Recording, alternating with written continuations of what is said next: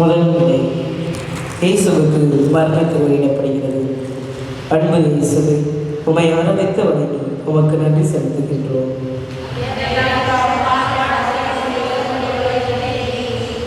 தவறான செயலுக்காக வேறொருவரை கண்டிக்கும் முன் உங்களை சரிபார்த்து கொள்ளுங்கள்.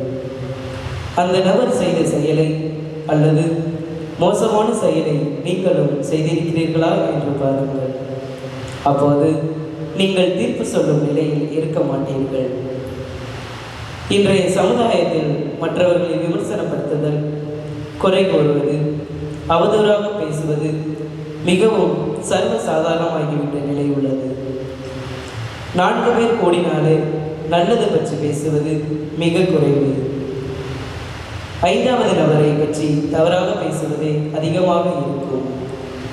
காலம் மாறினாலும் காட்சி மாறினாலும் பிறரை தீர்ப்பிடுவது மாறுவது கிடையாது. நம்மிடம் நேர்மையான எண்ணங்கள் கிடையாது. நம்மை பற்றி நமக்கு தான் அதிகமாக தெரியும். நமக்குள்ளே இருக்கின்ற 2 காலங்கள் இரகசியம், வெளியில் யாரிடமும் சொல்ல முடியாதவைகள். இதுபோன்று நம்மை முழுமையாக அறிந்த மனிதர் நாம் மட்டுமே. அப்படிப்பட்ட நாம் நம்மை தீர்ப்பிடுவது கிடையாது. பிறரை பற்றி அதிகமாக தெரியாத பட்சத்தில் அவரை தீர்ப்பிடுவது என்ன நியாயம்? இயேசுவை அநியாய தீர்ப்புக்கு உள்ளாக்கிய பிளாத்துவை போல நாமும் இருக்கின்றோமா? சிந்திப்போம். ஜெபம். இறைவா, தீர விசாரிப்பதே மேல் என்பதையும் பொருளியும் கிசுகிசுப்பும் உறவு சிக்கலுக்கு முதல் காரணம் என்பதை உணர்ந்து பிறரை தீர்ப்பிடாமல் நேர்மறை எண்ணங்களை வளர்த்து கொள்ள வரம் தாரும். எங்கள் பேரில் இரக்கமாயிரும் ஆண்டவரே, எங்கள் பேரில் இரக்கமாயிரும். இறந்த நம்பிக்கையாளர்களினால் மக்கள் இறைவனின் இரக்கத்தினால் அமைதியில் இழைப்பவர்களாக.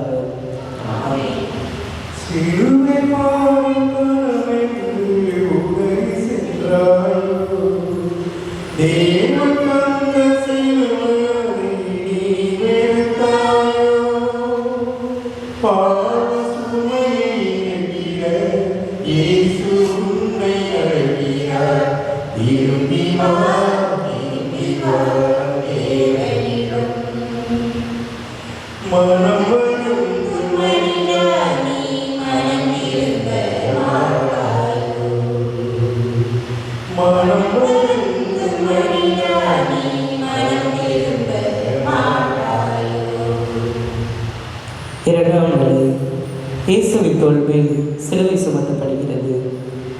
அன்பு இயேசுவே, உம்மை ஆராதித்து வணங்கி உமக்கு நன்றி செலுத்துகின்றோம்.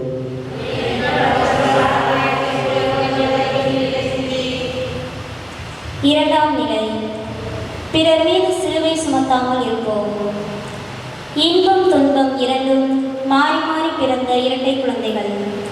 இன்பத்தை தூக்கி நீ இடுப்பில் வைத்துக் கொண்டால் துன்பம் உன்னை கேட்காமலே உன் தலையில் ஏறிக்கொள்ளும். இரட்டையுமே 2 கைகளால் பிடித்து கொண்டு நீ முன்பே நடந்தால் வாழ்க்கை பயணம் இனிதாகும். நாம் இயேசுவை உண்மையாகவே அன்பு செய்பவர்கள் என்றால் அவருக்காக துன்பத்தை ஏற்றுக்கொண்டு துவண்டு விடாமல் பயணிக்க வேண்டும். வாழ்க்கையில் எதுவும் நிரந்தரமில்லை என உணர்ந்தவர்களாக வாழ இருளை கடந்தே ஆக வேண்டும். இயேசு துன்ப சிலுவையை பார சுமையாக அல்ல, அன்பு சுமையாக ஏற்று நடந்தார் கல்வாரி பாதையில். பிறரது துன்பத்தில் ஆறுதலாக இருக்கும்போது தோள் கொடுக்கிறோம். பிறர் நினையாத நேரத்தில் உதவிக்கரம் நீட்டும்போது கடவுளை பிரதிபலிக்கிறோம். வயது முதிர்ந்த பெற்றோரை ஆதரிக்கும் போது அன்பின் சாட்சியாய் நிற்கிறோம்.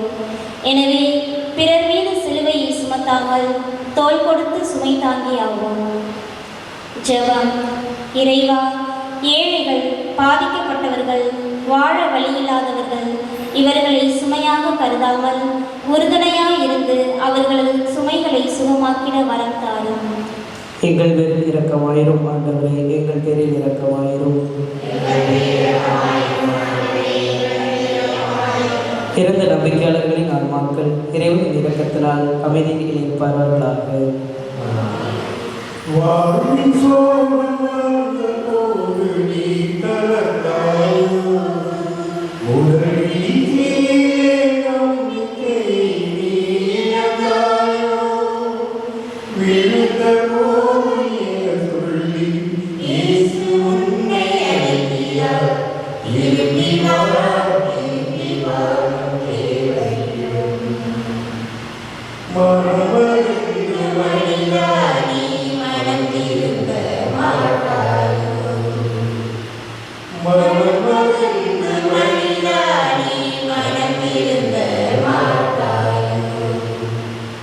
மூன்றாம் நிலை.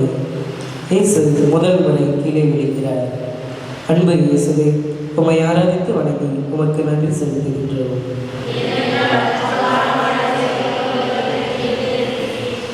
நீ விழுந்த போதெல்லாம் தாங்கி பிடிக்கும் இந்த கை, மனம் உடையும் போதெல்லாம் தட்டி கொடுக்கும் இந்த கை, தனியே நீ அழும் போதெல்லாம் உன் கண்ணீரை துடைக்கும் கை, அது வேறு யார் கையும் அல்ல. உன்னுள் உள்ள உனது நம்பிக்கை, அதை மட்டும் ஒருபோதும் இழந்து விடாதே. இறைமகன் இயேசு விழுந்தார், ஆனால் பூமி அவரை தாங்கி பிடித்தது. வலித்தது உடல், ஆனால் மனம் வலிமையானது. தளர்ந்தது நடை, ஆனால் தன்னம்பிக்கையை அவரை எழ வைத்தது. இதை நமக்கு உணர்த்தவே விழுந்தார். இயேசுவுக்கு வாழ்வை பற்றிய சரியான பார்வை இருந்தது. எனவேதான் இந்த உலகில் உங்களுக்கு துன்பமும் இருளும் இருந்து கொண்டே இருக்கும் என்கின்றார். மனிதனின் வாழ்நாள் முழுவதும் இருள் சூழ்ந்து பள்ளத்தாக்கு தொடர்ந்து வருகிறது. பல வேளைகளில் ஏமாற்றம் அடைகின்றோம். வாழ்க்கையை நொறுங்கி துவண்டு உற்சாகம் இழந்து போகின்றோம். நினைக்கும் போதெல்லாம் அழுகை வரும். அளவுக்கு சில நிகழ்வுகள் உடலையும் உள்ளத்தையும் உருக்கும் அளவுக்கு நோய்கள். வாழ வேண்டிய ஆர்வம் குறைந்து விடுகிறது. இது தான் இன்றைய சூழல். இவற்றிற்கு மத்தியில் நாம் ஆண்டவரை எனது நம்பிக்கை, அவரே எனது மீட்பு என வாழ்ந்தால் தடுமாற மாட்டோம், தனித்து வாழ்வோம். ஜெபம். இறைவா, நடந்து வந்த பாதைகள் எல்லாம் முள்வேலிதான், நடக்கின்ற பாதைகளும் கரடு முரடுதான், நடக்க போகும் பாதைகளும் துன்பத்துயரம்தான். நம்பிக்கை ஒன்றுதான் உறுதுணை என வாழ வரம் தரும். எங்கள் பேரில் இரக்கமாயிரும் ஆண்டவரே, எங்கள் பேரில் இரக்கமாயிரும். இறந்த நம்பிக்கையாளர்களின் ஆன்மாக்கள் இறைவனின் இரக்கத்தினால் அமைதியில் இழைப்பார்களாக.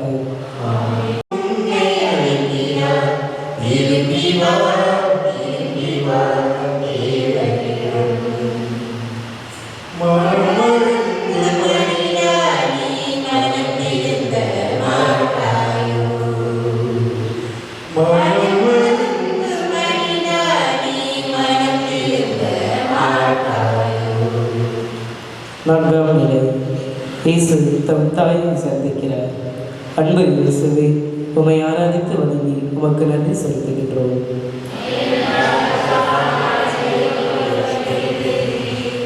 கண்களால் பார்த்து கொள்வதும் உதடுகளால் புன்னகைப்பதும் கைகள் குலுக்குவதும் சந்திப்பு ஆகாது. ஏனெனில் அங்கு மனங்கள் ஒன்று சேர்வதில்லை. அன்னை மரியாள் தன் மகனை சந்தித்தது உணர்வுபூர்வமான சந்திப்பு. தாயும் மகனும் சந்தித்தது தாங்க முடியாத வேதனையிலும் தாங்கிக் கொள்ள சக்தி கிடைத்தது. சந்திப்பு மனித நேயத்தை வெளிப்படுத்துகிறது. அங்கு அன்பு கருத்தரிக்கப்படுகிறது. இன்றைய நாகரிக உலகத்தில் பண சந்திப்புகளை அதிகம், மனச்சந்திப்புகள் கடைச்சலாக்கிவிட்டன. மனம் சார்ந்த சந்திப்புகள் இல்லாமையால் இன்று மனித வாழ்வில் போராட்டங்கள் பெருகிவிட்டன. தன்னலம் கடந்த அன்பை விதைக்கும் சந்திப்புகளை கற்றுக்கொள்ள வேண்டும். அறிவுபூர்வமான பார்வையை கடந்த உணர்வு சந்திப்புக்கு இடமளிக்க வேண்டும். இயேசு கூறிய நல்ல சமாரியர் கதையை மார்ட்டின் லூதர் கிங் ஜூனியர் விவரித்து அந்த நல்ல சமாரியரின் பண்புகளை மற்ற இருவரோடு ஒப்பிட்டு பார்க்கின்றார். சமாரியருக்கு முன்பு அந்த காயப்பட்ட மனிதரை கடந்து சென்ற இருவரும் வெற்று பார்வைகளை மட்டுமே வீசி பரிதாபப்பட்டு சென்றனர். ஆனால் சமாரியரோ காயப்பட்டவரை மனதால் சந்தித்தார். இதுவே உண்மையான சந்திப்பு. இத்தகைய சந்திப்புகள் தான் இன்றைய உலகின் முக்கிய தேவை. தன்னலம் கடந்து உண்மையாக சந்திப்போம். ஜெபம். இறைவா, எங்கள் சந்திப்பு வில்லனுக்கு இழைத்த நீர் ஆகிவிடாமல் பிறர் துயர் துடைக்கும் உன்னதமான உதவியை பெற்றுத்தரும் சந்திப்பாக அமைய வரம் தாரும். எங்கள் பேரில் இரக்கமாயிரும் ஆண்டவரே, எங்கள் பேரில் இரக்கமாயிரும். இறந்த நம்பிக்கையாளர்களின் ஆன்மாக்கள் இறைவனின் இரக்கத்தினால் அமைதியில் இணைப்பார்களாக.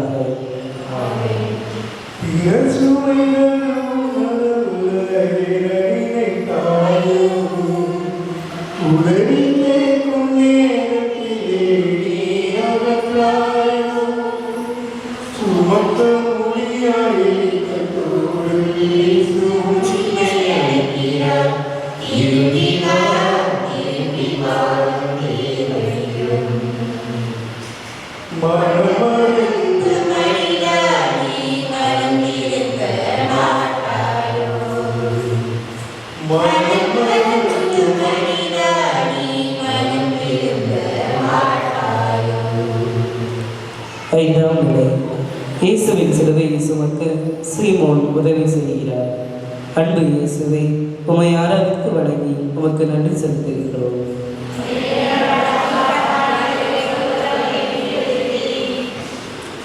வாழ்க்கையில் ஒரு நாள், ஒரே ஒரு நாள் ஒரு உதவியை கொண்டு ஒரு ஏழையின் சிரிப்பை ரசித்துப்பார். வாழ்நாள் முழுவதும் தர்மம் செய்வதை நிறுத்த மாட்டாய். பிறருக்கு கொடுக்கும்போது கிடைக்கும் மகிழ்ச்சி அதிகம். இச்சமுதாயத்தில் 3 வகையான மனிதர்களை பார்க்கின்றோம். பிறர் படும் வேதனையை, துன்பத்தை கண்டு பின்வாங்குபவர்கள். இவர்கள் முதல் வகை. இரண்டாவது வகை மனிதர்கள் உதவி செய்வது போல் நடிப்பார்கள். அவர்கள் பிறர் நிழலில் வாழ்பவர்கள். மூன்றாவது வகை மனிதர்கள் தன்னலமில்லா மகத்தான மனிதர்கள். இவர்களைப் போல் மண்ணில் ஏராளமானவர்கள் உண்டு.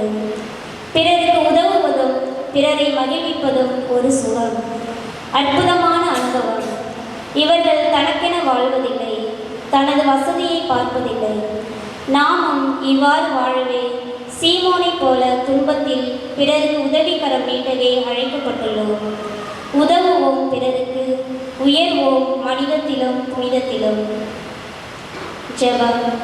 இறைவா, உதவும் வாய்ப்புகள் எங்களுக்கு கிடைக்கும் போதெல்லாம் தயங்காமல் தாராளமாய் உதவிகள் செய்திடவும், கொடுப்பதில் இன்பம் பெறுவதில் இல்லை என உணர்ந்து வாழ வளம் தாரும். எங்கள் பேரில் இரக்கமாயிரும் ஆண்டவரே, எங்கள் பேரில் இரக்கமாயிரும். இறந்த நம்பிக்கையாளர்களின் ஆன்மாக்கள் இறைவனின் இரக்கத்தினால் அமைதியில் இளைப்பாறுவார்களாக.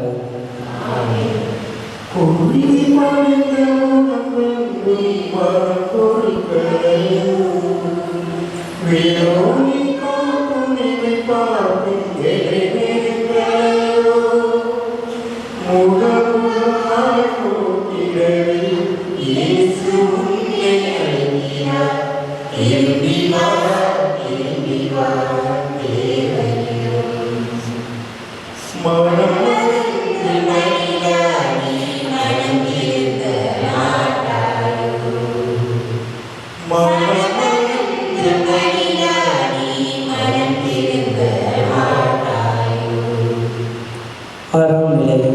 இயேசுவின் திருமுகத்தை வெரோனிகா தொடக்கிறார். அன்பு இயேசுவை, உம்மை ஆராதித்து வணங்கி உமக்கு நன்றி செலுத்துகின்றோம்.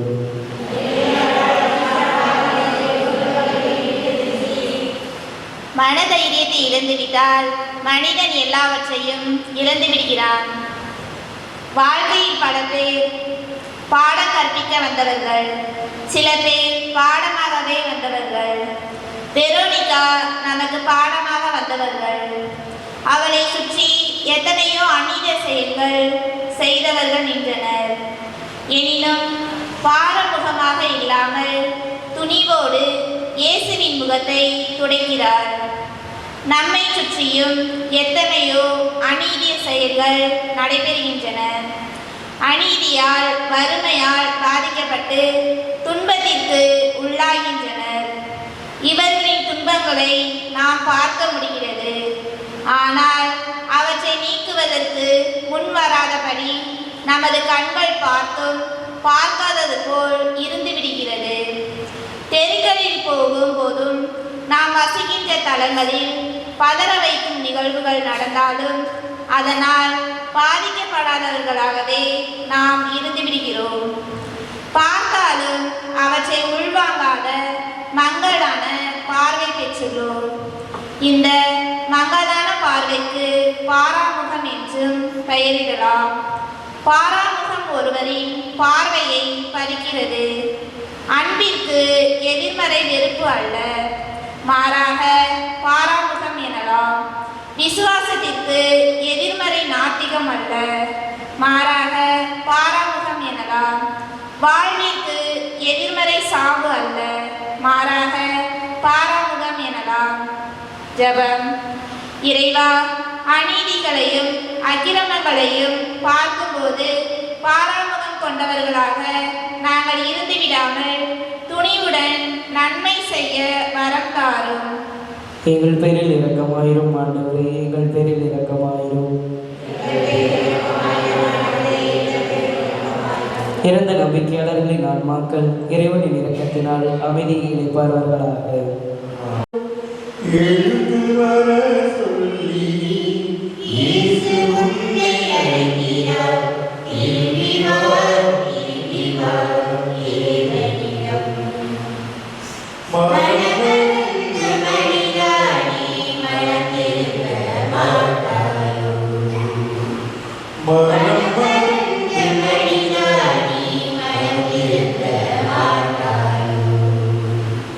ஏழாம் நிலை. இயேசு இரண்டாம் முறை கீழே விழுகிறார். அன்பு இயேசுவை, உம்மை ஆராதித்து வணங்கி உமக்கு நன்றி செலுத்துகின்றோம்.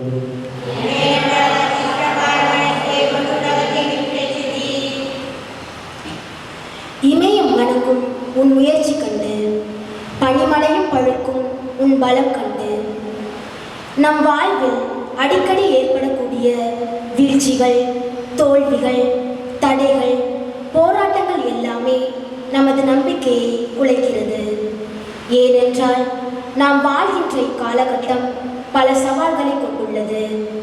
பலருக்கு வேலை வாய்ப்புகள் பறிபோகிறது, வணிகம் படுத்து விடுகிறது, பொருளாதாரம் வீழ்ச்சி அடைகிறது.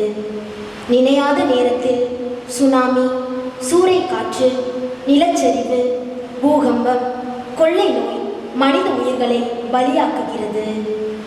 எதிர்காலம் எப்படிப்பட்ட ஆபத்தை வைத்திருக்கிறது என்று யாருக்கும் தெரியாது. பொருளாதாரத்தில் உயர்ந்த நாடுகள், குடும்பங்கள் திடீரென ஒரு நாள் வீழ்ந்து விடுகின்றன. இவையெல்லாம் வாழ்வில் சகஜமாக நடக்கின்றன. இவற்றிற்கு மத்தியில் நாம் இறைவனில் நம்பிக்கை கொண்டவர்களாக வாழ்வோம் என்றால் வீழ்ச்சி நம்மை அழிக்கவே முடியாது. இயேசு இரண்டாம் முறை கீழே விழுந்தாலும் மனபலம் கொண்டு முயன்று எழுகிறார். ஜெபம். இறைவா, இருண்ட பள்ளத்தாக்கிலும் நெருக்கடியான நாட்களில் வீழ்ந்திடாமல் இறை ஒளியை கையில் கொண்டவர்களாக வாழ்ந்திட வரம் தாரும். எங்கள் பேரில் இரக்கமாயிரும் ஆண்டவரே, எங்கள் பேரில் இரக்கமாயிரும். இறந்த நம்பிக்கையாளர்களின் ஆன்மாக்கள் இறைவனின் இரக்கத்தினால் அமைதியில் நிலைப்பார்வார்களாக.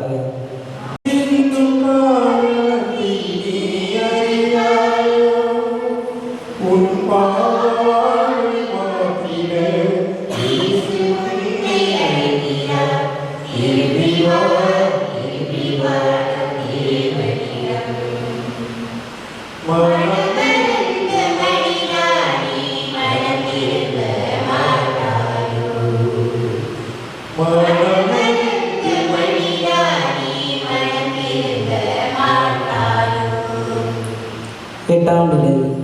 இயேசு எருசலேம் பெண்களுக்கு ஆறுதல் கூறுகிறார். அன்பு இயேசுவே, உம்மை ஆராதித்து வணங்கி உமக்கு நன்றி செலுத்துகின்றோம்.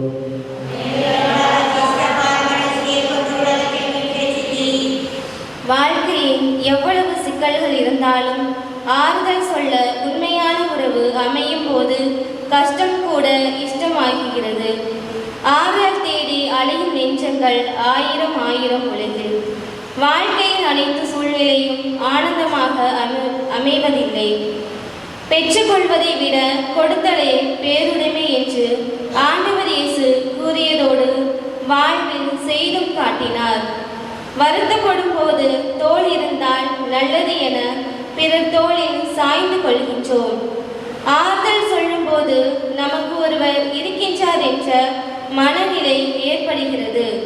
இது உண்மையான உளவியல் ரீதி. ஆறுதல் சொல்வதில் நாம் மகிழ்ச்சி அடைகின்றோம் என்றால் ஒருவருக்கு ஒரு புது பாதை ஏற்படுத்தி கொடுக்கின்றோம். அவர்களுக்கு மன திருப்தியை அளிக்கும் காரியங்களை செய்கின்றோம். ஒருவரை மன அழுத்தத்திலிருந்து தூக்கி விடுகின்றோம். ஒரு கடவுள் போல் நாம் அந்த இடத்தில் செயல்படுகின்றோம். மனிதனை தவிர எந்த உயிரும் ஆறுதலை தேடுவதில்லை. அழுவதையும் ஆறுதல் தேடுதலையும் நிறுத்திவிட்டு ஆண்டவர் கொடுத்த அனுபவத்தில் நன்றி சொல்வோம். ஜெபம். இறைவா, ஆறுதல் பெறுவதை விட ஆறுதல் அளிப்பவர்களாக இருக்க வரம் தாரும். எங்கள் பேரில் இரக்கமாயிரும் ஆண்டவரே, எங்கள் பேரில் இரக்கமாயிரும். இறந்த நம்பிக்கையாளர்களின் ஆன்மாக்கள் இறைவனின் இரக்கத்தினால் அமைதியை நிலைப்பார்வார்களாக.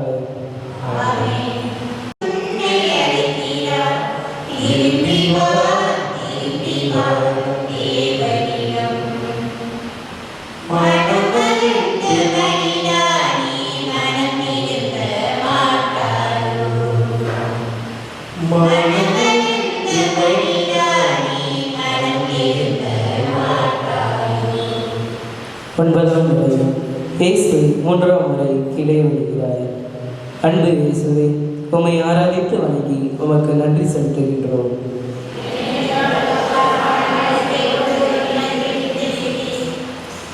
ஜெயிப்பதற்காக ஓடுகிறவனுக்கு அவனது இலக்கு ஒன்றின் மீது மட்டுமே அவனுக்கு குறி. வெற்றியை அடையும் இலக்கு மட்டுமே அவன் மனசெல்லாம் நிறைந்திருக்கிறது. இயேசு மூன்றாம் முறை கீழே விழுகிறார். வலி, வேதனை, சோர்வு, கல்வாரி மலையை அடைந்துவிட வேண்டும் என்ற தவிப்பு. திரும்ப எழுவதற்கு முயற்சி செய்யாதவன் தான் தோற்றவனே தவிர கீழே விழுந்தவன் தோற்றவன் அல்ல. எனவே நான் எத்தனை முறை கீழே தள்ளப்பட்டாலும் தளராத முயற்சியினால் எழுந்து லட்சிய பயணத்தை தொடர்கிறார் நம் இயேசு. கடன் சுமை, விலை உயர்வு, வேலையில்லா திண்டாட்டம், உழைப்புக்கேற்ற ஊதியமின்மை, தீராத வியாதி, நண்பர்கள் செய்வது துரோகம், எதிர்மறை நிகழ்வுகள் என பல இன்னல்களை சந்திக்கின்ற நாம் சோர்ந்த முகத்துடன், உற்சாகமில்லாத உள்ளத்துடன், மன அழுத்தத்துடன் வீழ்ந்து கிடக்கின்றோம். மன உறுதியோடு முழு முயற்சியுடன் எழுந்து நடப்போம். அப்பொழுதுதான் நெருப்பு ஆற்றையும் நீந்தி கடக்கும் அளவுக்கு நமக்கு திறன் வந்துவிடும். எதிர்காலத்தை நம்பிக்கையுடன் கடந்து செல்ல முடியும். ஜெபம். இறைவா, சவாலான காரியம், நிச்சயமற்ற சூழ்நிலை, இழப்பு, வலி இவற்றிலே விழுந்து கிடக்காமல் தொடர்ந்து பயணிக்க வலிமையும் வாடா மனமும் எங்களுக்கு தந்தருளும். எங்கள் பேரில் இரக்கமாயிரும் ஆண்டவரே, எங்கள் பேரில் இரக்கமாயிரும். இறந்த நம்பிக்கையாளர்களின் ஆன்மாக்கள் இறைவனின் இரக்கத்தினால் அமைதியில் இளைப்பார்களாக.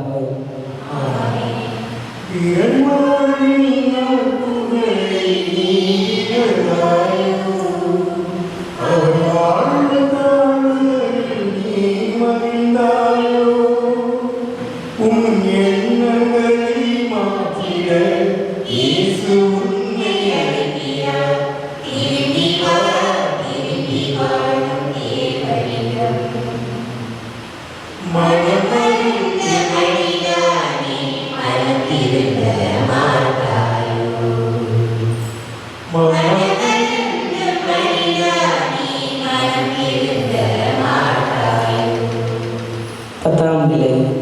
இயேசுவின் ஆடைகளை களைகிறார்கள். அன்பு இயேசுவே, உம்மை ஆராதித்து வணங்கி உமக்கு நன்றி செலுத்துகின்றோம்.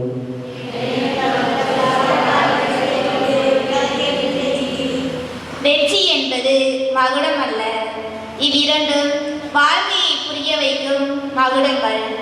வாழ்க்கையை கற்றுக்கொள்வதில் நாம் குழந்தையைப் போல் இருந்தால்தான் அவமானம் அடைந்தாலும் அதை பெரிதுபடுத்துவதில்லை. 1000 உறவுகளால் தர முடியாத பலத்தை ஒரு அவமானம் தரும். எனவேதான் இயேசுவின் ஆடைகளை களைந்த போதும் அவர் பட்ட அவமானம், வலிகள் அவருக்கு வலிமையாக மாறியது. நம்முடைய உறவினர்களால், அலுவலகத்தில் உடன் பணிபுரிபவர்களால், பதவியில் இருப்பவர்களால், நண்பர்களால் அடையும் அவமானம் ஏராளம். அவமானத்தால் ஏற்படும் வலிகள், சின்ன மனசுக்குள் கடலளவு பிரச்சனை, எத்தனை காயங்கள், எத்தனை வேதனைகள். வறுமை நிலைக்கு தள்ளப்படும் போதும் அவமானம் அடைகிறோம். இத்தனையும் தாங்கிக் கொண்டு வைராக்கியத்தோடு முன் சென்றோம் என்றால் இந்த அவமானமே நம்மை உருவாக்குகிறது. வாழ்க்கை என்ன என்று புரிய வைக்கிறது. நாம் யார் என்று நமக்கே தெரியப்படுத்தும் ஆயுதமாகிறது. இன்னொரு முறை அவமானப்படாமல் காப்பாற்றுகிறது. வாழ்க்கையின் பாதையை மாற்றி அமைக்கிறது. ஜெபம். இறைவா, சமுதாயத்தால் நிராகரிக்கப்படும் போது ஏற்படும் வலியை, காயங்களை, வேதனைகளை ஒரு வாய்ப்பாக ஏற்றுக்கொண்டு எந்த புயல் அடித்தாலும் நின்று வாழ்கின்ற வலிமையை தாரும். எங்கள் பேரில் இரக்கமாயிரும் ஆண்டவரே, எங்கள் பேரில் இரக்கமாயிரும்.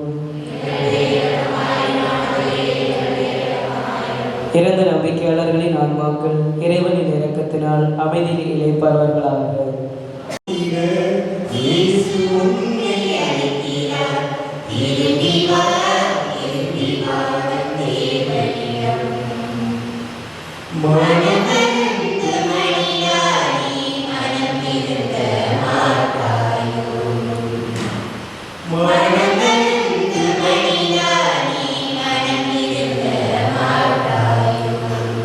பதினொன்றாம் நிலை. இயேசுவை சிலுவையில் ஆணிகளால் அறைகிறார்கள். அன்பு இயேசுவை, உம்மை ஆராதித்து வணங்கி உமக்கு நன்றி செலுத்துகின்றோம்.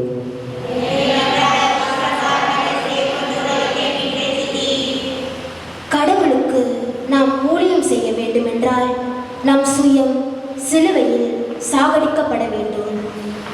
தலை சாய்க்க இடமில்லை என்று உரைத்தவருக்கு சிலுவை மரம் கிடைக்கிறது. புதுமைகளையும் புண்ணியங்களையும் செய்து ஆசீர்வதித்த கரங்களை மரத்தோடு இணைத்து அறைகிறார்கள். சென்ற இடமெல்லாம் நன்மையே செய்து எல்லா மக்களுக்கும் என் பணி தேவை என அலைந்து திரிந்து வந்த கால்களை சிலுவை மரத்தோடு இணைத்து அறைகிறார்கள். கல்வாரி மலையே அதிர செய்தது சுத்தியலின் எதிரொலியும் வலியின் வேதனையின் உச்சக்கட்டத்தினால் இயேசு எழுப்பிய கதறலும். அந்த எதிரொலி அங்கு சுற்றி இருந்தவர்களின் இதயங்களில் ஆணியாக இறங்கியது. இன்று பல்வேறு துன்பங்களை சந்தித்துக் கொண்டிருக்கும் ஏழை எளியோர், வறியோர், கைம்பெண்கள், கைவிடப்பட்டோர், ஆதரவற்றோர், அகதிகள், புலம்பெயர்ந்தோர், சாலையோரத்தை படுக்கையாக கொண்டவர்கள், இவர்கள் அன்றாடம் சிலுவையில் அறையப்படுகிறார்கள். இவர்கள் வார்த்தைகளால் சொல்ல முடியாத வழிகளை கண்ணீரால் சொல்லும் நிலை பரிதாபமானது, வேதனைக்குரியது. இவர்களின் அழுகை வீடுகளிலும் வீதிகளிலும் அன்றாடம் கேட்கின்றன. இவர்களின் துன்பங்கள் கரைவது எப்போது? ஜெபம். இறைவா, அன்றாட பிரச்சனையில் இருந்து ஏழை எளிய மக்களை காத்திடவும் அவர்களின் அழுகை கண்ணீர் ஆனந்தமாக மாறிட வரம் தாரும். எங்கள் பேரில் இரக்கமாயிரும் ஆண்டவரே, எங்கள் பேரில் இரக்கமாயிரும். பிறந்த நம்பிக்கையாளர்களின் ஆன்மாக்கள் இறைவனின் இரக்கத்தினால் அமைதியில் இளைப்பார்வார்களாக.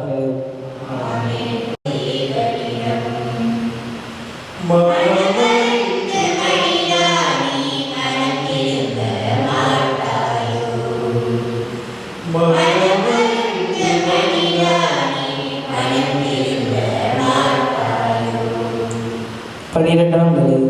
இயேசு சிலுவையில் உயிர் துறக்கிறார்.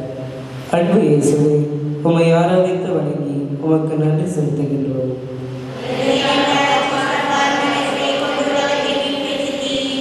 எதுவுமே நிரந்தரம் இல்லாத இவ்வுலகில் எதை தேடிதான் களைத்து போகிறதோ இவ்வுடல். வாழ்க்கை நிச்சயமற்றது, மரணம் மட்டுமே நிச்சயமானது. தன் நண்பனுக்காக உயிரை கொடுப்பதை விட மேலான அன்பு எவரிடமும் இல்லை என்பதை தன் இறப்பின் மூலம் நிரூபித்தவர் நம் ஆண்டவர் இயேசு. மரணம் என்றாலே எல்லோருக்கும் பயம். மரணத்தை கண்டு அஞ்சாதவர் எவரும் இல்லை. ஆறிலும் சாவு, 100லும் சாவு, நோயினால் சாவு, விபத்தினால் சாவு, என் கருவறையிலும் சாவு என மரணத்தை பல்வேறு நிலைகளிலும் சந்திக்கின்றோம். நல்லவன் இறந்தால் அது அவனுக்கு கிடைக்கும் ஓய்வாகிறது. கெட்டவர் இறந்தால் அது மற்றவருக்கு கிடைக்கும் ஓய்வாகிறது.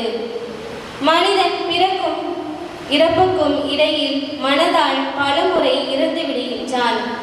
சில நேரங்களில் சில மனிதர்களால், சில நேரங்களில் சில மாற்றங்களால் இறக்கின்றான்.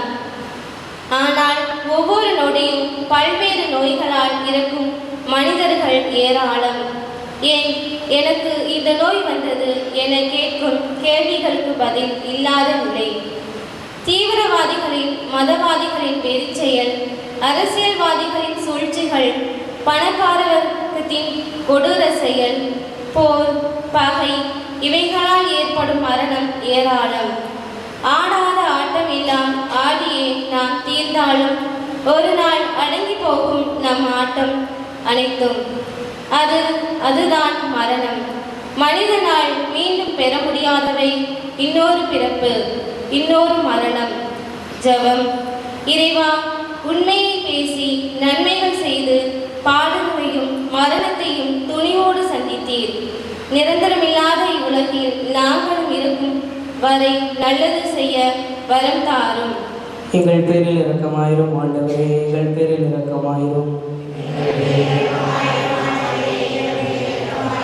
பிறந்த நம்பிக்கையாளர்களின் ஆன்மாக்கள் இறைவனின் இரக்கத்தினால் அமைதியில் இளைப்பார்வார்களாக.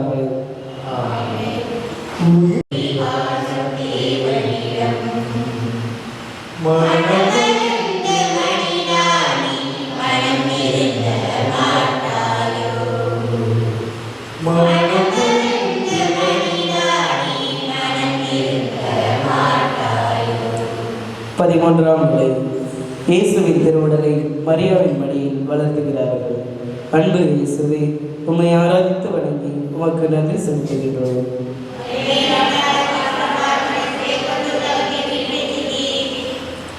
அம்மா அருகில் இருக்கும்போது அருமை தெரியாமல், அருகில் இல்லாத போது ஆழமாய் புரியும். பல விஷயங்களில் முதன்மையான விஷயம் அம்மா. உங்கள் அம்மா, எனது அம்மா, ஏன் எல்லா அம்மாக்களும் ஒன்றுதான்.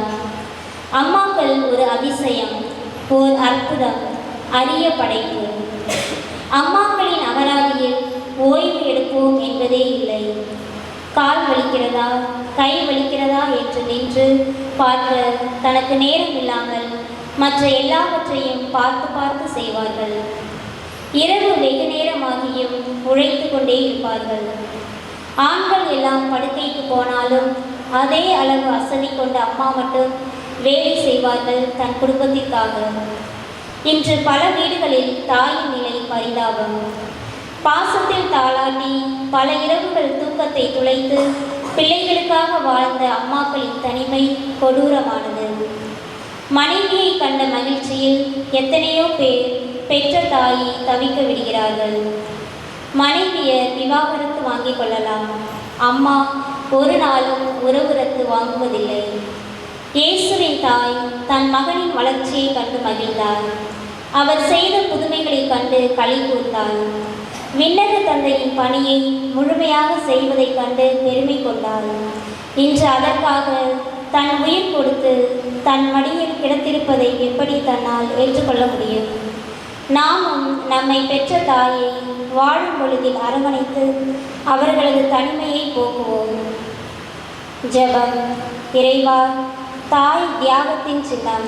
எனவே இதய கதவுகளை அகலத் திறந்து பாசத்தோடும் பொறுமையோடும் சகிப்புத்தன்மையோடும் இருக்கும் அம்மாக்களை தவிக்க விடாமல் பார்த்து கொள்ளும் நல்ல உள்ளம் தாரும். எங்கள் பேரில் இரக்கமாயிரும் ஆண்டவரே, எங்கள் பேரில் இரக்கமாயிரும். இறந்த நம்பிக்கையாளர்களின் ஆன்மாக்கள் இறைவனின் இரக்கத்தினால் அமைதியில் இளைப்பார்வார்கள்.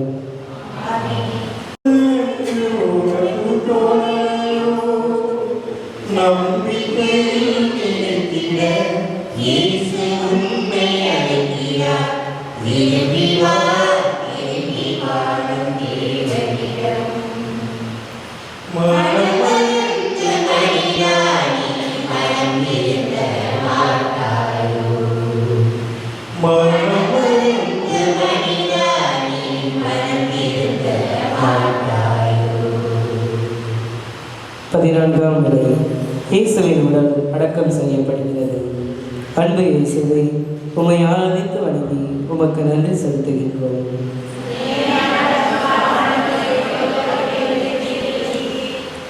கல்லறையும் எனக்கு ஒரு கருவறைதான், மனம் கூட ஒரு கல்லறைதான். தினம் தினம் பல ஆசைகள் அங்கே புதைக்கப்படுகின்றன. இயேசுவின் உடல் கல்லறையில் புதைக்கப்படுகிறது. ஒரு மனிதன் எப்படியும் வாழலாம், ஆனால் இப்படிதான் வாழ வேண்டும் என்று வாழ்ந்ததால் வரலாறு ஆகிவிட்டார்.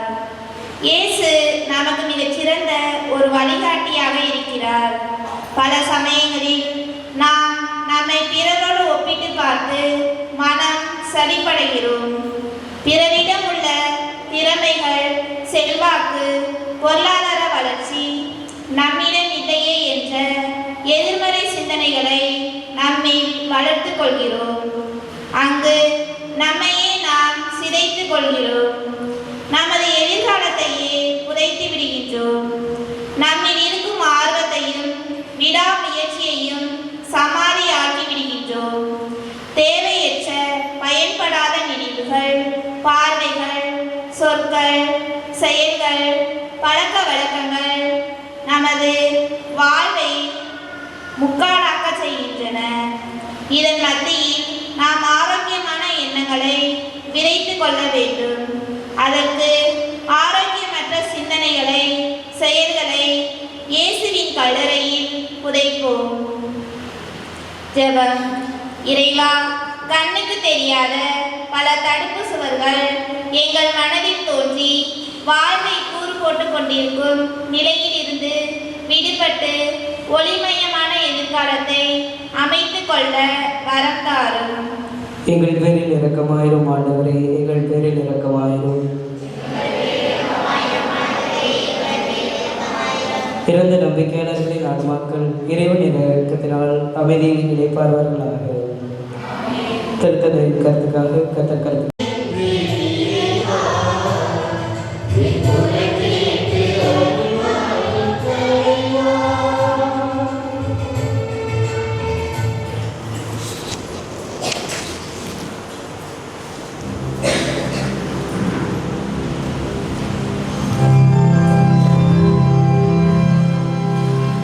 தந்தை மகன் தூயாவியாரின் பெயராலே.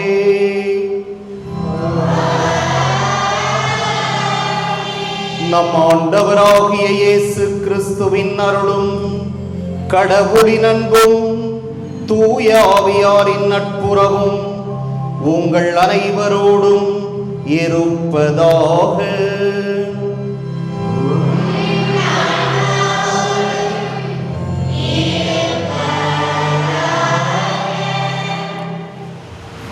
இறை இயேசுவில் அன்புக்குரிய சகோதர சகோதரிகளே, இன்றைய திருப்பலியானது இன்பராஜ், ஜெரோலின் மேரி இவர்களுடைய குடும்பத்தில் நிவின் ஜோ இன்று தனது முதல் பிறந்த நாளை கொண்டாடுகிறார். எனவே அவருக்கு பிறந்த நாள் ஆசீரும் சிறந்த எதிர்காலமும் நம் ஆண்டவர் அமைத்து தர மன்றாடுவோம். திரு அருள்தாஸ், திருமதி அற்புதமேரி இவர்களுடைய ஆன்ம இளைப்பாற்றிக்காகவும் இப்பலியை ஒப்புக் கொடுப்போம். தூய மறை நிகழ்வுகளை கொண்டாட நாம் தகுதி பெறும் பொருட்டு நம் பாவங்களை ஏற்றுக்கொள்வோம். எல்லாம் வல்ல இறைவனிடமும்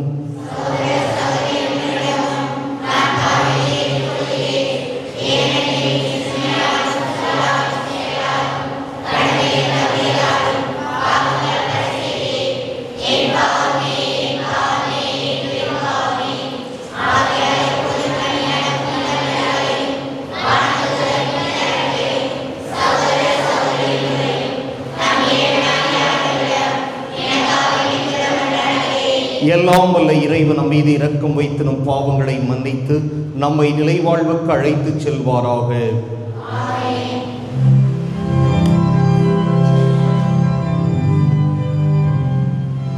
இறைவா, எங்கள் வலுவின்மைக்கு ஏற்ற உதவிகளை நீரே செய்துள்ளீர். அதனால் பாவக்கழுவாயின் விளைவை அக்களிப்போடு ஏற்றுக்கொண்டு மிகுந்த இறைப்பற்றுடன் மனம் திரும்பி அவ்வுதவிகளை நாங்கள் கண்டுணர அருள் புரிவீராக. உம்மோடு தூயாவியாரின் ஒன்றிப்பில் இறைவனாய் என்றென்றும் வாழ்ந்து ஆட்சி செய்கின்ற அவர் வழியாக உம்மை மன்றாடுகின்றோம்.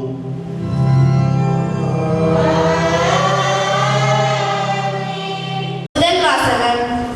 இழிவான சாவுக்கு அவர்களை தீர்ப்பிடுவோம். சாலமோனின் ஞான நூலிலிருந்து வாசகம். அதிகாரம் 2, இறைவசனங்கள் 1, மேலும் அதிகாரம் 12 22 வரை. இறை பற்றி இல்லாதவர்கள் தவறாக கணித்து உள்ளத்தில் பின்வருமாறு சொல்லிக் கொண்டார்கள்: நீதிமான்களை தாக்க பதுங்கி இருப்போம், ஏனெனில் அவர்கள் நமக்கு தொல்லையாய் இருக்கிறார்கள். நம் செயல்களை எதிர்க்கிறார்கள். திருச்சட்டத்திற்கு எதிரான பாவங்களுக்காக நம்மை கண்டிக்கிறார்கள். நற்பயிற்சியை மீறிய குற்றங்களை நம் மீது சுமத்துகிறார்கள். கடவுளை பற்றிய அறிவு தங்களுக்கு உண்டு என அவர்கள் பறைசாற்றுகிறார்கள். ஆண்டவரின் பிள்ளைகள் என தங்களை அழைத்துக் கொள்கிறார்கள். அவர்களது நடத்தையே நம் எண்ணங்களை கண்டிக்கிறது. அவர்களை பார்ப்பதே நமக்கு துயரமாய் உள்ளது. அவர்களது வாழ்க்கை மற்றவர் வாழ்க்கையினின்று வேறுபட்டது. அவர்களுடைய வழிமுறைகள் மாறுபட்டவை. இனிதோர் என நம்மை அவர்கள் எண்ணுகிறார்கள். தூய்மையற்ற பொருளினின்று ஒதுங்கி செல்வது போல நம்முடைய வழிகளினின்று விலகி செல்கிறார்கள். நீதிமான்களின் முடிவு மகிழ்ச்சிக்குரியது என கருதுகிறார்கள். கடவுள் தம் தந்தை என பெருமை பாராட்டுகிறார்கள். அவர்களுடைய சொற்கள் உண்மையா என கண்டறிவோம். முடிவில் அவர்களுக்கு என்ன நிகழும் என ஆய்ந்தறிவோம். நீதிமான்கள் கடவுளின் மக்கள் என்றால் அவர் அவர்களுக்கு உதவி செய்வார். பகைவரிடமிருந்து அவர்களை விடுவிப்பார். அவர்களது கனிவினை கண்டு கொள்ளவும் பொறுமையை ஆய்ந்தறியவும் பசிமொழி கூறியும் துன்புறுத்தியும் அவர்களை சோதித்தறிவோம். இழிவான சாவுக்கு அவர்களை தீர்ப்பிடுவோம். ஏனெனில் தங்கள் வாய்மொழிப்படி அவர்கள் பாதுகாப்பு பெறுவார்கள். இறைப்பற்று இல்லாதவர்கள் இவ்வாறு எண்ணி நெறி தவறி சென்றார்கள். அவர்களின் தீயொழுக்கமே அவர்களை பார்வையற்றோர் ஆக்கிவிட்டது. அவர்கள் கடவுளின் மறைவான திட்டங்களை அறியவில்லை. தூய வாழ்வுக்கு கைமாறு உண்டு என்று நம்பவில்லை. மாசற்றவர்களுக்கு பரிசு கிடைக்கும் என்று உய்துணரவில்லை. இது ஆண்டவர் வழங்கும் அருள்வாக்கு. பதிலுரை பாடல். பல்லவி. உடைந்த உள்ளத்தார்க்கு அருகில் ஆண்டவர் இருக்கின்றார். உடைந்த உள்ளத்தார்க்கு அருகில் ஆண்டவர் இருக்கின்றார். ஆண்டவரின் முகமோ தீமை செய்வோருக்கு எதிராக இருக்கின்றது. அவர் அவர்களின் நினைவை உலகில் அற்றுப்போக செய்வார். நீதிமான்கள் மன்றாடும் போது ஆண்டவர் செவிசாய்க்கின்றார். அவர்களை அனைத்து இடுக்கண்ணில் நின்றும் விடுவிக்கின்றார். பல்லவி. உடைந்த உள்ளத்தாருக்கு அருகில் ஆண்டவர் இருக்கின்றார். உடைந்த உள்ளத்தாருக்கு அருகில் ஆண்டவர் இருக்கின்றார். நைந்த நெஞ்சத்தாரை அவர் காப்பாற்றுகின்றார். நேர்மையாளருக்கு நேரிடும் தீங்குகள் பல. அவை அனைத்தினின்றும் ஆண்டவர் அவர்களை விடுவிக்கின்றார். பல்லவி. உடைந்த உள்ளத்தாருக்கு அருகில் ஆண்டவர் இருக்கின்றார். அவர்களின் எலும்புகளை எல்லாம் அவர் பாதுகாக்கின்றார். அவற்றுள் ஒன்று முறிப்படாது. ஆண்டவர் தம் ஊழியரின் உயிரை மீட்கின்றார்.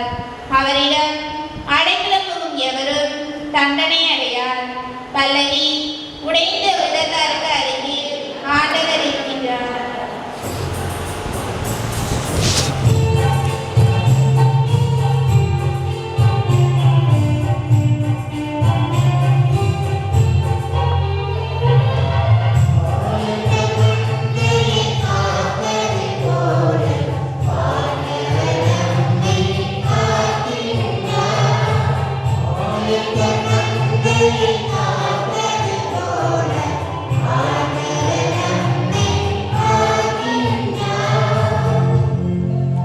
மனிதர் அப்பத்தினால் மட்டுமல்ல, மாறாக கடவுளின் வாய்ச்சொல் ஒவ்வொன்றாலும் வாழ்வர்.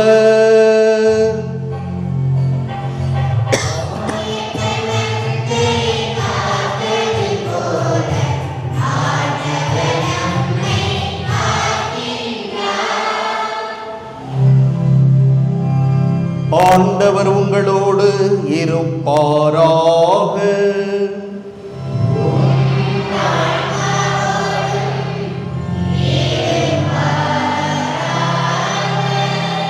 யோவான் எழுதிய தூய நற்செய்தியிலிருந்து வாசகம்.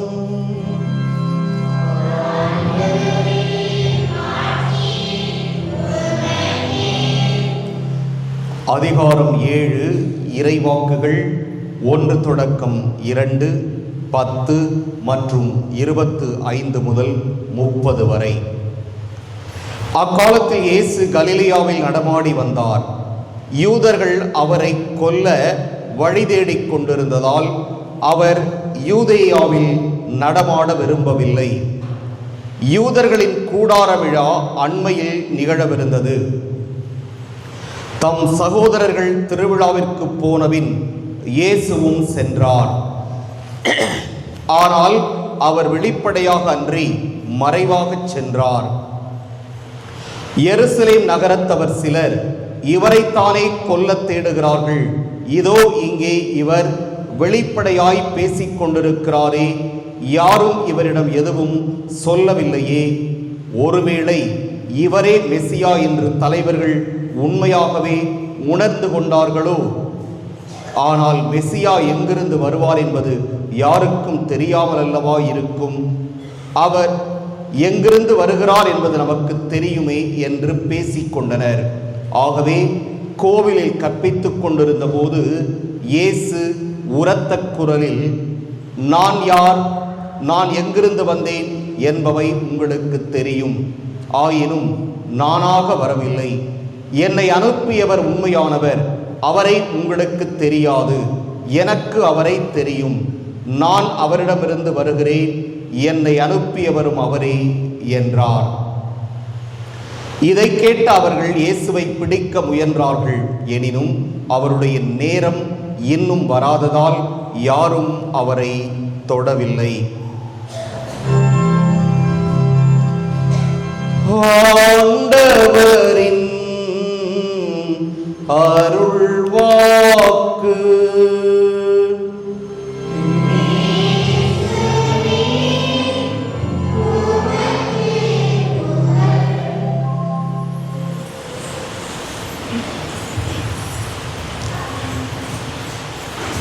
இறை இயேசுவில் அன்புக்குரியவர்களே, இன்று வாசிக்கப்பட்ட முதல் வாசகம் சாலமோனின் ஞான நூலிலிருந்து வாசிக்கப்பட்டது.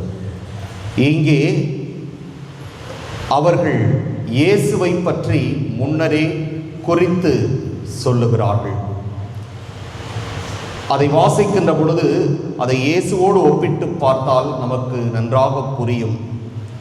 இறை பற்றி இல்லாதவர்கள் தவறாக கணித்து உள்ளத்தில் பின்வருமாறு சொல்லிக்கொண்டார்கள். யார் சொல்லிக்கொண்டார்? யாரு? இறை பற்று இல்லாதவர்கள். என்ன சொல்றாங்க? நீதிமான்களை தாக்க பதுங்கி இருப்போம், ஏனெனில் அவர்கள் நமக்கு தொல்லையாய் இருக்கிறார்கள். யார் தொல்லையா இருக்கிறது? நீதிமான்கள். அதனால் அவங்களை என்ன செய்ய வேண்டும்? என்ன செய்யணும்? தாக்கணும். என்ன செய்யணும்? தாக்க வேண்டும். அந்த நீதிமான் யாரு? யார் அந்த நீதிமான்? இயேசு. நல்லா ஒப்பிட்டு பாருங்க. இயேசுவை தாக்க பதுங்கி இருப்போம், ஏனெனில் அவர் நமக்கு தொல்லையா இருக்கிறார். இதைத்தானே நற்செய்தியில நாம் வாசிக்க கேட்டோம். இயேசுவை அவர்கள் ஒரு தொல்லையாக கருதுகிறார்கள். இயேசுவை அந்த மக்கள் ஒரு தொல்லையாக கருதுகிறார்கள். நம் செயல்களை இயேசு எதிர்க்கிறார். திருச்சட்டத்திற்கு எதிரான பாவங்களுக்காக நம்மை கண்டிக்கிறார். நற்பயிற்சியை மீறிய குற்றங்களை நம் மீது சுமத்துகிறார். இயேசு என்னென்ன செய்தாரோ அவை சாலமோனின் ஞான நூலிலே ஏற்கனவே மிக அழகாக குறித்து வைக்கப்பட்டிருக்கிறது. அதுபோல நற்செய்தியிலே நாம் பார்க்கிறோம். இயேசுவை அவர்கள் பிடித்து தண்டிக்க முயற்சி செய்கிறார்கள். ஆனால் முடிகிறதா? முடிஞ்சுதா? முடிஞ்சா முடியலையா? இல்லை. ஏன்? அவருடைய நேரம் இன்னும் வரவில்லை. அவருடைய நேரம் இன்னும் வராததால் அவர்கள் அவரை பிடித்து அவர்கள் நினைத்தது போல துன்புறுத்தி கொள்ள முடியவில்லை. எனவே நீதிமான்களுக்கும் நல்லவர்களுக்கும் இந்த உலகிலே எதிர்ப்பு தான் அதிகமாக இருக்கும். என்ன இருக்கும்? எதிர்ப்பு தான் அதிகமாக இருக்கும். ஏன் எதிர்ப்பு அதிகமாக இருக்கிறது? அது அப்படியே கொஞ்சம் ரிவர்ஸாக போட்டு பாருங்க. நீதிமான்களுக்கும் நல்லவர்களுக்கும் எதிர்ப்பு நிச்சயமாக இருக்கும். ஏன்னா இந்த உலகத்தில் பொய் சொல்கிறவங்களும், ஃப்ராடுத்தனம் பண்ணுறவங்களும், குறுக்கு வழியிலே சம்பாதிப்பவர்களும், அடுத்தவர்களை ஏமாற்றி எத்தி பிழைப்பவர்களும் தான் அவர்கள்தான் அதிகமாக இருக்கிறார்கள். அவர்கள்தான் அதிகமாக இருக்கிறார்கள். அதனால தான் அவங்களுக்கு நல்லவங்களை பார்த்தா பிடிக்க மாட்டேங்குது, நேர்மையாளர்களை பார்த்தா பிடிக்க மாட்டேங்குது, உண்மை பேசுகிறவங்களை பார்த்தா பிடிக்க மாட்டேங்குது. அப்போ இதெல்லாம் பிடிக்கலன்னா இயேசுவையும் அவங்களுக்கு பிடிக்காது. ஏனெனில் அவர் நீதிமான், நேர்மையாளர், உண்மை பேசுபவர், தந்தையாம் இறைவனுடைய விருப்பத்தின்படி நடப்பவர், எல்லாம் நல்ல குணங்களும் நல்ல செயல்பாடுகளும் இறைவனுடைய குணங்கள் அனைத்தும் இவருக்கு இருந்ததால் நல்லவர்களை கெட்டவர்களுக்கு பிடிக்கவே பிடிக்காது. அதனால தான் இந்த உலகத்தில் நிறைய பிரச்சனையே. அதனால தான் உலகத்தில் நிறைய பிரச்சனை. பணக்கார நாடு அமெரிக்கா, சாதாரண ஒரு நாடு ஈரான். இன்றைக்கு பணக்கார நாடு ஏழை நாட்டை போட்டு வதைக்கிறது. அதனுடைய விளைவு இன்றைக்கு கேஸ் சிலிண்டர் கிடைக்கல, பெட்ரோல் கிடைக்கல, டீசல் தட்டுப்பாடு. ஏன் அமெரிக்காவும் இஸ்ரேலும் சேர்ந்து இந்த ஈரான் நாட்டை தாக்க வேண்டும்? அது ஒரு சின்ன நாடு. இதுதான் ஒரு சின்ன நாடு வளர்ந்துடக்கூடாது, அவங்க வாழ்ந்துடக்கூடாது, எப்பொழுதும் தனக்கு கட்டுப்பட்டே இருக்க வேண்டும் இந்த உலக நாடுகள் அனைத்தும் என்று அமெரிக்கா நினைக்கிறது. இஸ்ரேலும் அதே போன்று அமெரிக்காவோடு கைகோர்த்து மற்ற நாடுகளுக்கு தொல்லையாய் இருக்கிறது. வளைகுடா நாடுகள், ஈரான் போன்ற நாடுகள் அமைதியாக எல்லா வளமும் நலமும் பெற்று வாழ்ந்து கொண்டிருக்கிறார்கள். அவர்களுடைய அந்த அமைதியை கெடுக்க வேண்டும், அவர்களை நிலைகுலைய செய்ய வேண்டும் என்று கங்கணம் கட்டிக்கொண்டு இந்த அமெரிக்காவும் இஸ்ரேலும் போரை தொடுத்து இன்று உலக பொருளாதாரமே ஆட்டம் கண்டு கொண்டிருக்கிறது. எங்கு பார்த்தாலும் விலைவாசி ஏற்றம். 5 ரூபா வித்த இட்லி 6 ரூபா, 6 ரூபா வித்த இட்லி இன்னைக்கு 7 ரூபா, 20 ரூபா வித்த தோசை இன்னைக்கு 30 ரூபா. ஏன்னு கேட்டால் என்ன சொல்கிறாங்க? சிலிண்டர் விலை ஏறி போச்சு. 2000 ரூபா வித்த கடைகளுக்கு போடுற சிலிண்டர் இன்னைக்கு வெளியில் பிளாக்ல வாங்கினாக்க 4500 ரூபாய்க்கு வாங்க வேண்டியிருக்கு என்று அடுக்கிக் கொண்டே போகிறார்கள். ஆக இந்த உலக பொருளாதாரத்தை சீரழித்து நம்மை போன்ற சாதாரண மக்களை எல்லாம் கடினப்படுத்தி துன்பப்படுத்தி வதைத்து அதிலே அவர்கள் மகிழ்ச்சி அடைகிறார்கள் அமெரிக்காவும் இஸ்ரேல் நாடும். எனவே நம்முடைய ஆயர் அவர்கள் திருத்தந்தையினுடைய அறிவுறுத்தலின்படி அமைதிக்காக ஜெபிக்குமாறு நம்மை எல்லாம் அழைப்பு விடுக்கிறார். இந்த 2 நாடுகளும் அடங்க வேண்டும். எப்பொழுதும் நீதியும் உண்மையும் நேர்மையும் தான் ஜெயிக்கும் என்பதை அவர்கள் புரிந்து கொள்ள வேண்டும். எனவே சிறிய நாடுகளை வதைக்காவண்ணம் ஒரு நல்ல புத்தியை அவர்களுக்கு கொடுக்க வேண்டும். இந்த உலகிலே அமைதி திளைக்க வேண்டும், அமைதி பிறக்க வேண்டும் என்று நாம் நிச்சயமாக இந்த நேரத்திலே எல்லோரும் ஜெபிக்க கடமைப்பட்டிருக்கின்றோம். திருத்தந்தை அவர்களும் ஒவ்வொரு மறைமாவட்ட ஆயர் வழியாக இந்த ஒரு அழைப்பை விடுக்கிறார். எனவே நம்முடைய வாசகங்களிலே நாம் பார்த்ததை போன்று நீதிமான்கள், நல்லவர்கள், நேர்மையாளர்கள், உண்மையாக இருப்போர் இவர்களை பார்த்தால் தீயவர்களுக்கு பிடிக்காது. அந்த அடிப்படையில் தான் இன்று இந்த நாடுகள் மற்ற சிறு நாடுகளை கொடுமைப்படுத்தி வருகின்றார்கள். இந்த துயரமான சம்பவம் நீங்கி உலகிலே அமைதி பிறக்க இந்த திருப்பலியிலே மன்றாடுவோம். ஆமென்.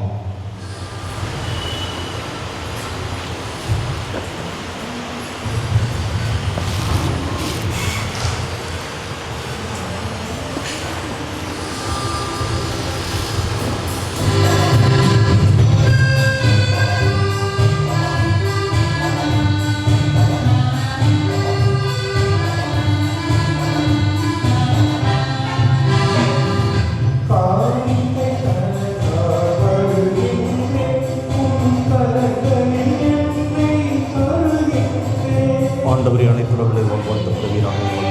அப்பத்தை பெற்றுள்ளோம். நிலத்தின் விளைவு மனித உழைப்பின் பயணமாக கொடுத்துள்ளோம். இறைவனுக்கு வாழ்நிலைக்கும் அப்பமாக மாறும். இறைவனுக்கு வாழ்த்தப்படுவார்கள்.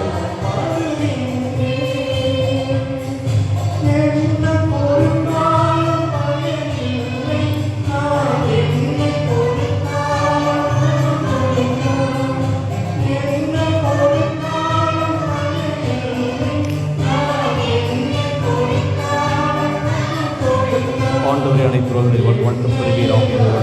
நாம் தரசத்தும் காட்சி செடி மனித உழைப்பின் பயணமாக தரசத்தும் நீங்கள் ஆன்மீக பானமாக மாறும். இறைவனுக்கு வாழ்த்தப்படுவார்கள்.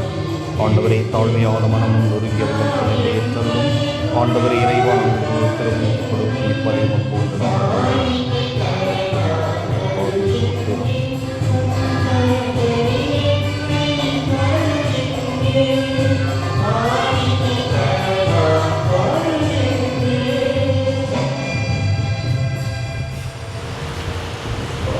சகோதர சகோதரிகளே, என்னுடையதும் உங்களுடையதுமான இப்பலி எல்லாம் வல்ல தந்தையாகிய இறைவனுக்கு ஏற்றதாகும்படி மன்றாடுங்கள்.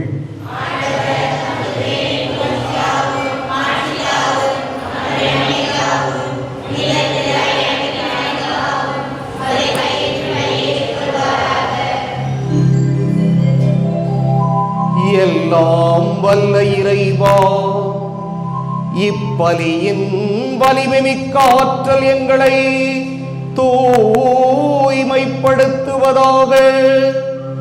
இவ்வாறு மேலும் புனிதமடைந்தவர்களாய் நாங்கள் தூய்மையின் ஊற்றுக்கு வந்து சேர செய்வதாக. எங்கள் ஆண்டவராகிய கிறிஸ்து வழியாக உம்மை மன்றாடுகின்றோம்.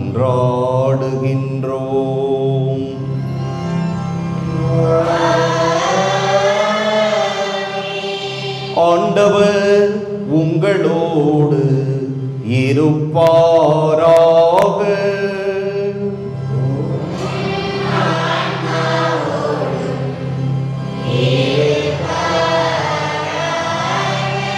இதயங்களை மேலே எழுப்புங்கள்.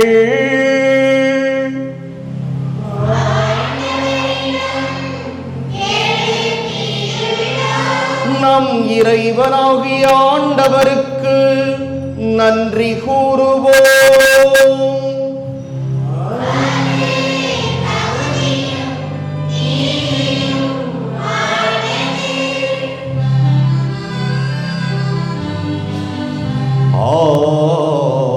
ஆண்டவரே, தூயவரான தந்தையே, என்று முள்ள எல்லாம் வல்ல இறைவா, எந்நாளும் எவ்விடத்திலும் நாங்கள் உமக்கு நன்றி செலுத்துவது மெய்யாகவே தகுதியும் நீதியும் ஆகும். எங்கள் கடமையும் மீட்புக்கு உரிய செயலுமாகும். எங்கள் தவ முயற்சிகளால் நாங்கள் உமக்கு நன்றி செலுத்தவும், எங்கள் ஆணவத்தை தளர்த்தவும், ஏழைகளுக்கு உணவு அளிக்கவும், இவ்வாறு உமது கனிவிரக்கத்தை பின்பற்றவும் நீ திருவுளமானி. ஆகவே எண்ணற்ற வானதூதரோடு சேர்ந்து நாங்களும் உம்மை போற்றி புகழ்ந்தேத்தி ஒரே குரலில் பாடுவதாவது: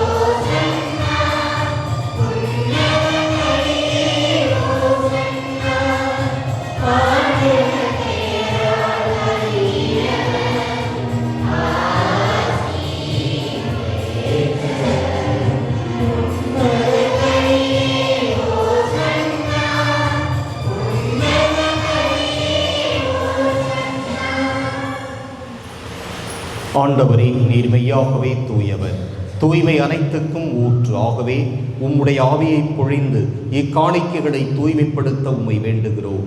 இவ்வாறு எங்கள் ஆண்டவர் இயேசு கிறிஸ்துவின் உடலும் இரத்தமுமாக எங்களுக்கு இவை மாறுவனவாக. அவர் பாடுபட உளம் கனிந்து தம்மை கையளித்த போது அப்பத்தை எடுத்து நன்றி செலுத்தி அதை பிட்டு தம் சீடர்களுக்கு அளித்து கூறியதாவது: அனைவரும் இதிலிருந்து பெற்று உண்ணுங்கள், ஏனெனில் இது உங்களுக்காக கையளிக்கப்படும் என் உடல்.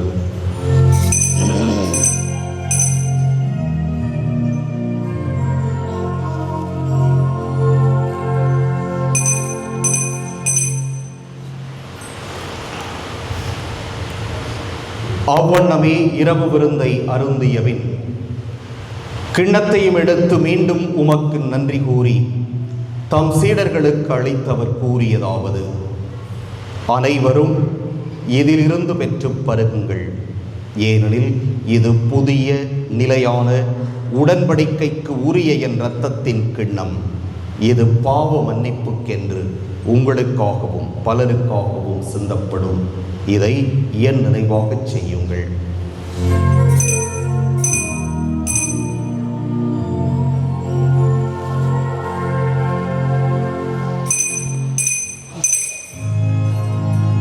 நம்பிக்கையின் மறைபொருள்.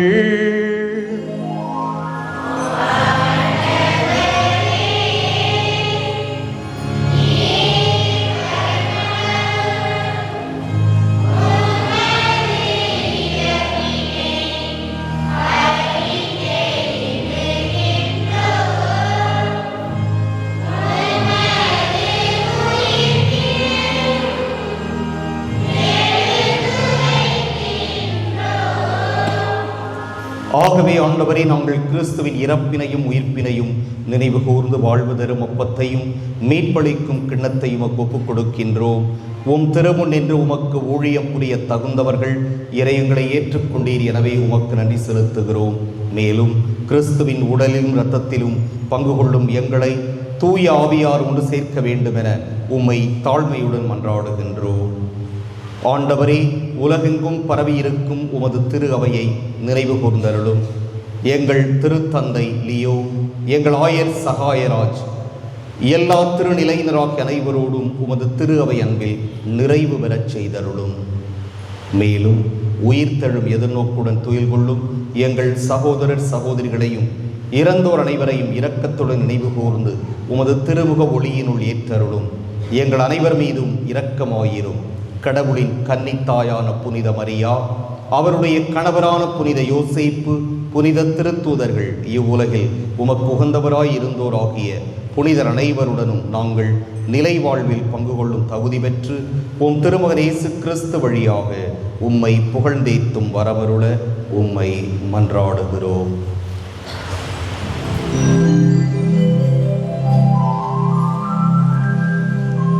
இவர் வழியாக இவரோடு இவரில் எல்லாம் வல்ல இறைவனாகிய தந்தையே, தூய ஆவியாரின் ஒன்றிப்பில் எல்லா புகழும் ஆட்சியும் என்றென்றும் உமக்கு உரியதே.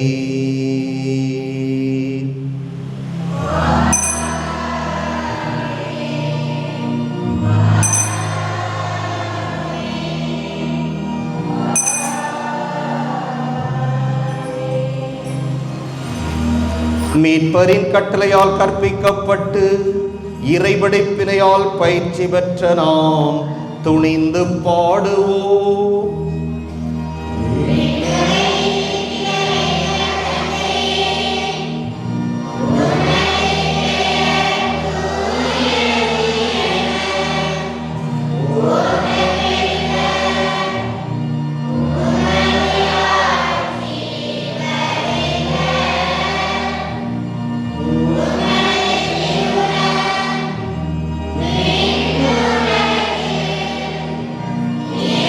Yeah.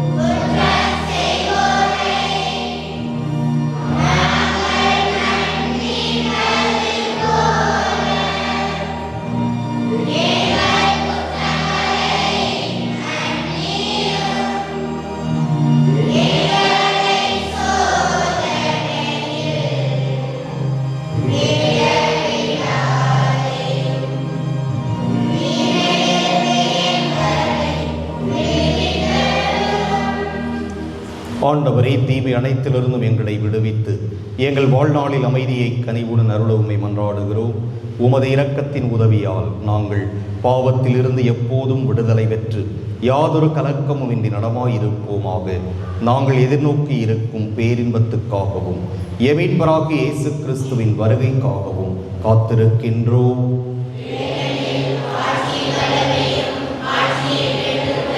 ஆண்டவரே இயேசு கிறிஸ்துவே, அமைதியை உங்களுக்கு விட்டுச் செல்கிறேன், என் அமைதியையே உங்களுக்கு அளிக்கின்றேன் என்று உம் திருத்தூதர்களுக்கு மொழிந்தீரே. எங்கள் பாவங்களை பாராமல் உமது திரு அவையின் நம்பிக்கையை கண்ணோக்கி உமது திருவுளத்துக்கு ஏற்ப அதற்கு அமைதியையும் ஒற்றுமையையும் அளித்தருள்வீராக. என்றென்றும் வாழ்ந்து ஆட்சி செய்கின்றவர் நீரே. ஆண்டவருடைய அமைதி உங்களோடு என்றும் இருப்பதாக. ஒருவருக்கொருவர் அமைதியை பகிர்ந்து கொள்வோம்.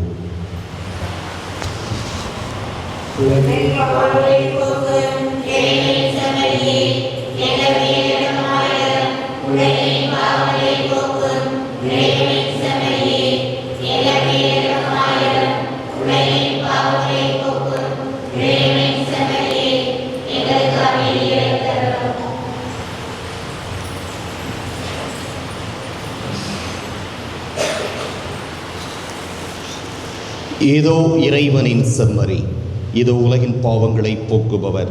செம்மறியின் விருந்துக்கு அழைப்பு பெற்றோர் பேறு பெற்றோர்.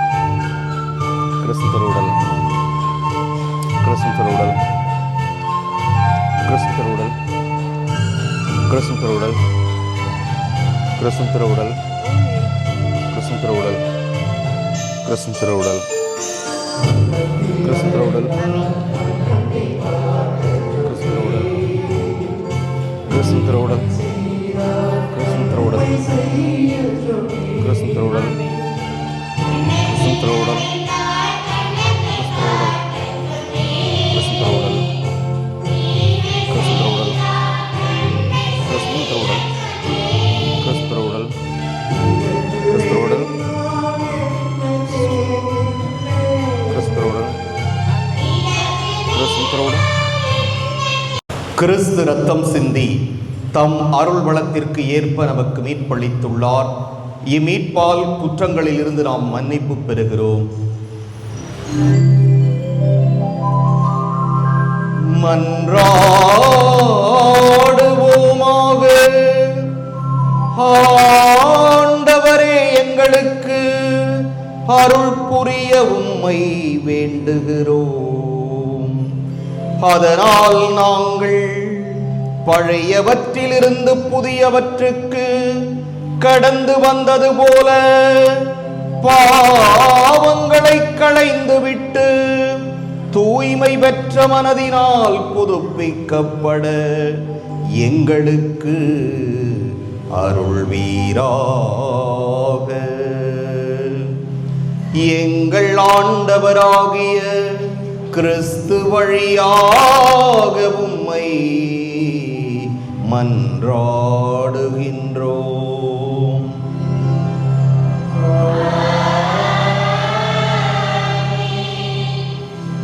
ஆண்டவர் உங்களோடு இருப்பாராக.